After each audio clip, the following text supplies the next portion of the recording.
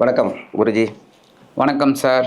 ஆடி மாத ராசி பலன் உங்களோட பாஷையில் சொல்லணுனாக்கா சூரிய பெயர்ச்சி ஒரு இன்ட்ரோ கொடுங்க.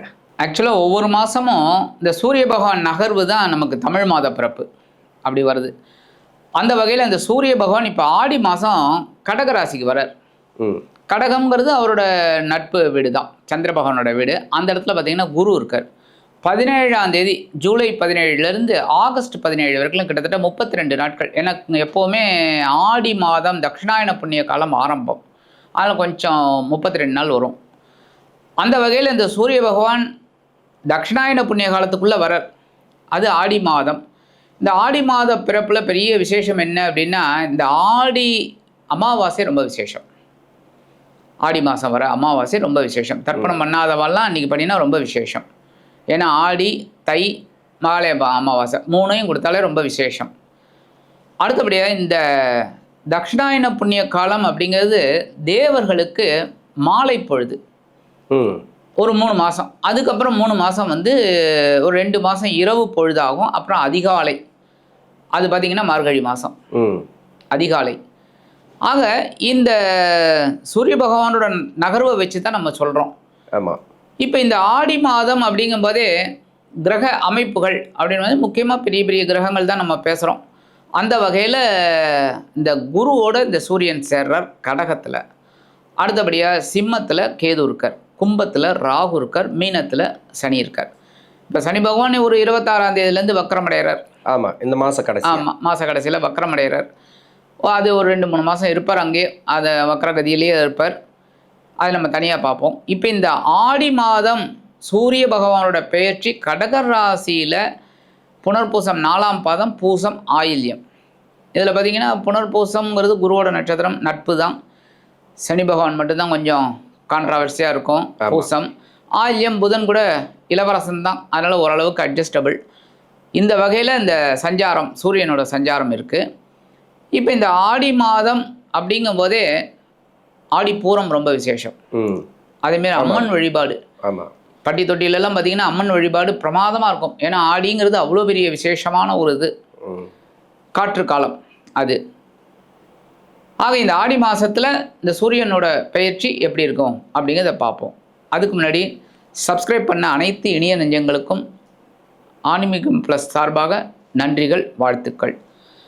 அதே சமயம் ஜாதகம் பார்க்கணுன்னா வாட்ஸ்அப்பில் வாங்க, அதுதான் கரெக்டாக இருக்கும். ஏன்னா நிறைய பேரோட ஃபோன் எடுக்க முடியல, அதனால் வாட்ஸ்அப்பில் வாங்க.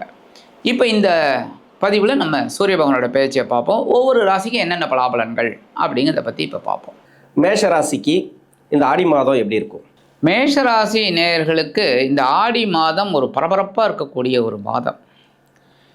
ஏன் அப்படின்னா, இதுவரைக்கும் இந்த சூரிய பகவான் சகாயஸ்தானம் அப்படிங்கிற 3ஆம் இடத்துல இருந்தார். சகாயம்னாலே உங்களுக்கு தெரியும், முயற்சி. ஆமாம். அப்போ இந்த முயற்சி எடுத்ததெல்லாம் வெற்றி அடையக்கூடிய ஒரு மாதம் அப்படின்னு வச்சுக்கலாம். ஏன்னா சுகஸ்தானம் 4ஆம் இடம் அப்படிங்கும்போதே இந்த சுகஸ்தானத்தில் ஆல்ரெடி குரு பகவான் அவங்க உட்காந்துட்டுருக்கார். 7.5 சனி போயின்னு இருக்கு அப்படின்னா கூட இவங்க அந்தளவுக்கு கவலைப்பட வேண்டிய அவசியம் இல்லை. ஏன்னா 7.5 இந்த சனி பகவான் வக்ரகதி அடைய போகிறார். இப்போ இந்த சூரியன் குருவுடன் இணைந்து 4ஆம் இடத்துல அற்புதமாக ஒரு நல்ல ஒரு பரபரப்பான ஒரு முன்னேற்றத்தை இவங்களுக்கு கொடுக்க போகிறார். அதே சமயம் உத்தியோகத்தில் இருக்கிறவாளுக்கெல்லாம் பார்த்தீங்கன்னா ரொம்ப விசேஷமான பலன்கள் கண்டிப்பாக கிடைக்கும். இப்போ படித்து முடிச்சுட்டு இப்போ தான் உத்தியோகம் தேடின்னு இருக்கால, அந்த அவங்களுக்குலாம் ரொம்ப நல்ல உத்தியோகம் அற்புதமாக கிடைக்கும். நிறைய பேருக்கு வேலை பிரச்சனை தான். வேலை பிரச்சனை. ஏன்னா 7.5 சனி போயிட்டு இருக்கு இல்லையா, அதனால இப்போ குரு சூரியன் சேர்க்கை. ஆமாம், 4ஆம் இடத்துல. 4ஆம் இடத்துல. அப்போ வேலை மாற்றம் பற்றி அவங்க நினைக்க கூட மாட்டாங்க. ஏன்னா அந்த அளவுக்கு வேலையில் ஒரு உயர்வு கிடைச்சிடும். ஓகே, அவங்க கஷ்டப்பட்டதுக்கு. எல்லாருக்குமே கஷ்டப்படுறது கரெக்டாக ஒர்க் அவுட் ஆகணுமே சார். அந்த மாதிரி ஒர்க் அவுட் ஆகும்போது இவங்க அடுத்த ஒரு இதை பற்றி யோசிக்க மாட்டாங்க. இடமாற்றம்லாம் அந்த கம்பெனிலே நல்லபடியாக இருக்கணும் அப்படிங்கிற ஒரு எண்ணம் இருக்கும். அதேமாரி புதுசாக வேலை தேடுறவங்களுக்கும் நல்ல ஒரு வேலை வாய்ப்பு அமையும். அடுத்தபடியாக மேஷராசிக்காரர்கள் அப்படிங்கும்போது இந்த தொழில் வியாபாரத்தில் ஏகப்பட்ட நஷ்டங்களை சந்திச்சிட்டாங்க. ஏன்னா 7.5 அப்படின்னாலே விரயங்கள் தான் போயின்னு இருக்கு அவங்களுக்கு. ஏன்னா அதுக்குண்டான ஒரு அபிவிருத்தி இருக்கா, அந்த அளவுக்கு இல்லை. சரி, பரவாயில்லை அப்படின்னாலும் குரு ஓரளவுக்கு 4ஆம் இடத்துல இருக்க. 4ஆம் இடம்ங்கிறது பரவாயில்லை, 3ஐ விட 4 பரவாயில்லை. 3ங்கிறது முயற்சி எடுத்தால் தான் வெற்றி.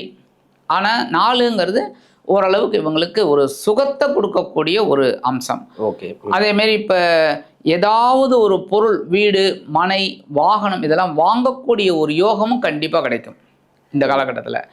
அடுத்தபடியாக நீங்கள் ஒன்று கேட்பீங்க எப்போவுமே, என்னென்னா படிக்கிற பசங்களுக்கு எப்படி சார் அப்படிம்பீங்க. சரி, அதே நீங்களே சொல்லிடுங்க.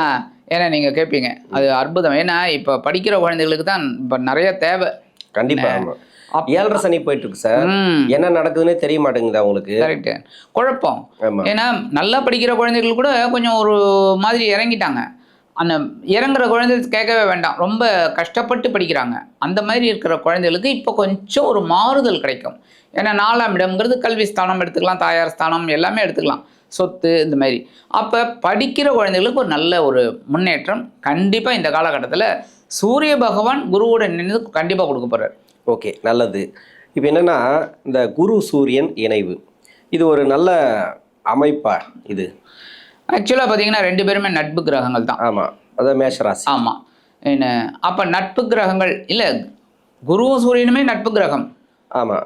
இப்போ இவங்க ராசி செவ்வாய், அவங்களுக்கு நட்பு தான். நட்பு தான். ஸோ இவங்களுக்கு டபுள் ப்ரொமோஷனுங்கிறத விட டபுள் ப்ரொமோஷன் சொல்லலாம், அந்த மாதிரி ஒரு இது. ஏன்னா 2 கிரகமும் நல்ல கிரகங்கள் இது பண்ணியிருக்கு. சூரியன் பார்த்திங்கன்னா அரை சுபர், இல்லைன்னு சொல்ல முடியாது. அதே சமயம் பார்த்திங்கன்னா குரு வந்து முழு சுபர். ஸோ சுபர்கள் 2 பேர் சேர்றாங்க. இந்த மேஷராசி நேயர்களுக்கு இது ஒரு அற்புதமான ஒரு காலகட்டமாக இந்த மாதம் அற்புதமாக இருக்கும். ஓகே. இப்போ மேஷராசிக்காரர்களுக்கு தொழில் செய்கிறாங்க, ஒரு சிறு தொழில் ஏதோ ஒன்று, இல்லை பெரிய தொழில், இல்லை வெளிநாட்டில் ஒரு பிஸ்னஸ்ஸு சமீப காலமாக நல்லா போயிட்டு இருந்தது. இப்போ 7.5 சனி ஆரம்பிச்சதுலேருந்து இப்போ ஒரு கடை வச்சுருக்காங்கன்னு வச்சிங்களேன், ஏற்கனவே வந்த கிளைண்ட்டு கூட வந்த ஒரு இதுவெல்லாம் இருக்காங்க இல்லையா, ஆமாம், அவங்க இங்கே வர்றது பதிலாக வேற எங்கேயோ போயிடுறாங்க. இது மாதிரியெல்லாம் ஒரு சில டவுட்டெல்லாம் அவங்களுக்கு இருக்குது. ஏன்னா வருமானம் குறையும் போதே கிளைண்ட்டும் குறைவாங்க. இப்போ முதலீடு போடலாமா, ஏன்னா அவங்க வர வைக்கிறதுக்கு அதிகபட்சமான முதலீடு போடலாமா அப்படின்ற ஒரு கேள்வி இருக்குது. அதாவது பிஸ்னஸ், எந்த பிஸ்னஸ் இருந்தாலும் சரி, சிறு தொழில் முதல் கொண்டு பெரிய தொழில் வரைக்கும். இப்போ ஒரு சின்ன பொட்டி கடை கூட சொல்கிறேன், அவங்களும் மேசராசியில் இருப்பாங்க. பெரிய பிஸ்னஸ் மேன் இருக்காங்க இல்லையா, அவங்களோட தொழிலுக்கு ஏற்ற மாதிரி இப்போ முதலீடெல்லாம் பண்ணலாமா? இப்போ குரு சூரியன் இணைவு இருக்குது, இது வந்து சுபர்கள் தான், ராசிக்கு 4ஆம் இடத்துல. இது வந்து ஒரு நல்ல அமைப்புன்னு சொல்கிறீங்க இல்லையா. இப்போ தொழில் ரீதியாக ஒரு வளர்ச்சியை பார்க்கறதுக்கு முதலீடு போடலாமா? ஏன்னா 7.5 சனி போயிட்டு இருக்கு, அதையும் நம்ம மைண்டில் வச்சுட்டு தான் நம்ம சொல்லணும். ஆனால் இப்போ இந்த காலகட்டம் அப்படிங்கும்போது தாராளமாக போடலாம், போட்டு இறங்கலாம். ஏன்னா கோச்சாரத்தில் நல்லா இருக்கு, துணிந்து இறங்கலாம். ஒன்று 7.5 அப்படின்னாலும் சனி வக்ரம் அடைய போறார். ஆமாம். ஸோ தாராளமாக இந்த காலகட்டம் அவங்களுக்கு ஒரு பெரிய லெவலில் தான் கொடுக்கும். அப்போ இவங்களுக்கு ஒரு அற்புதமான ஒரு முன்னேற்றம் கண்டிப்பாக கிடைக்கும். அப்போ ஏன்னா சுகங்கள் அனுபவிக்கக்கூடிய ஒரு இடம். அப்போ ஒரு சொத்து வாங்குறதுனா எப்படி, ஒரு வருமானம் வரணும். அந்த வருமானம் எப்படி வரும், உழைச்சா தான். ஸோ உழைப்பு வீண் போகாது. அதனால் இவங்க தாராளமாக முதலீடு போட்டு இந்த காலகட்டம், இப்போ இருக்கக்கூடிய காலகட்டம் அவங்களுக்கு கோச்சார ரீதியாக நல்ல பலன்கள் கண்டிப்பாக கிடைக்கும். அதனால் அந்த அவங்கவுங்க சக்திக்கு ஏற்ற மாதிரி, அவங்களோட பிஸ்னஸுக்கு ஏற்ற மாதிரி அவங்க கரெக்டாக போடுறது நல்லது. அதே சமயம் ரொம்ப கடன் வாங்கி போடுறது தப்பு. ஏன்னா 3-6 கூடிய அதிபதி புதன், திடீர்னு ஏதாவது ஒரு ஸ்ட்ரக் ஆகிறதுக்கு வாய்ப்பு இருக்குது. அதனால் கொஞ்சம் ரொம்ப பெரிய லெவலில் போகாமல் அவங்கவங்க சக்திக்கு ஏற்ற மாதிரி ஒரு லோன் வாங்குறதோ இல்லை அபிவிருத்தி பண்ணுறதுக்கு ஒரு ஏதாவது ஒரு இன்வெஸ்ட்மெண்ட் பண்ணுறதோ தாராளமாக பண்ணலாம். ஓகே. இப்போ 7.5 சனி போயிட்டு இருக்கு சார். இப்போ சனி வக்கரமாகிறார். ஆடி மாதம் பிறந்து 10வது நாள்லேயே சனி வக்கரகதியில் போகிறார். இப்போ திருமணத்தை பற்றி நம்ம கேட்கலாம், ஆனால் அது ஆடி மாதம், அதை பற்றி நம்ம பேச முடியாது. கரெக்ட். திருமண வாழ்க்கை எப்படி இருக்கும்? நிறைய பேருக்கு வந்து நெருக்கடிகளில் போயிட்டு இருக்கு, எப்படி இருக்கலாம்? ஏன்னா சுபர்கள் நல்லா கூடி வராங்க, இல்லைன்னு சொல்ல. 4ஆம் இடத்துல குரு சூரியன் இணைவு நல்லது. இப்போ சனி வக்கரமாகும்போது திருமண வாழ்க்கைங்கிறது எப்படி இருக்கும், இல்லை அவங்களுக்குள்ள எப்படி அண்டர்ஸ்டாண்டிங் எப்படி இருக்கணும்? திருமண வாழ்க்கை அப்படிங்கும்போது கணவன் மனைவி உறவுங்கிறது நல்லா இருக்கும். ஏன் கேட்குறேன்னா, இது 7.5 சனி போயிட்டு இருக்கு சார். ஆமாம். ஒரு சில பேர் நல்லா இருக்காங்க, இல்லைன்னு சொல்ல.